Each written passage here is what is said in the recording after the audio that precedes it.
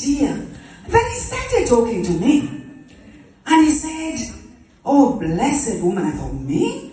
Blessed? What have I done? Is he really talking to me? Or is it got somebody he's talking to? And then he said, don't be afraid. And of course I was afraid. Don't be afraid, for you have found favor with God. Me? What have I done?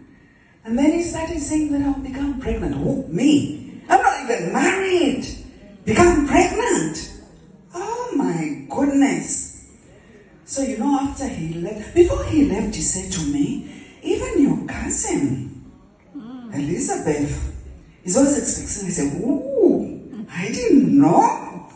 So as soon as he left, you know what I did? I started off I didn't even tell my mom because I didn't know what she would react. What the whole town is going to be saying, me being pregnant. As soon as I saw signs, I've never been pregnant before. But then I saw signs, some body changes. So I said, I think this is time to go to Elizabeth. So I went off to a faraway place where Elizabeth was. And as soon as I went in, oh my goodness, she was excited to see me, and she started saying all these things that I've never heard before. And she was saying something happened to her baby, which was inside. I said, her baby? Just you greeting me and me greeting you, something's going on with your baby. Are you about to give birth? She said, no. It's the baby reacting to the baby in your womb. I thought, oh, this is really interesting. And I just began to praise God. Time was up and I had to go back. And I had to go and face Joseph. I was thinking, what am I going to say to Joseph? How will I even explain? I'll be stoned to death. The whole village will stone me. My parents will be embarrassed. I don't know what I'm going to do. But I had to go back home. And as I got back home, I was creeping and I went in the house, I slept. I was still so scared. I thought, I don't even want to meet Joseph because I don't know what he's going to say to me. And you know what he said to me, Joseph? Oh, bless him, that man. He said he had a dream. And in the dream, so I'm back home now. So in the dream, he said he saw a man, he saw an angel. So he also saw an angel. I wonder if it's the same angel that I saw, that he also saw. And then he said, the angel said to me not to be scared, to take me as his wife. And he almost divorced me, he almost called it off. But then he decided, after the angel appeared to him in the dream, that it's okay, we can get married. Oh, I was so relieved. Because I was so afraid, I thought I was going to die. And dying by stoning, I was imagining it wasn't going to be a pleasant death.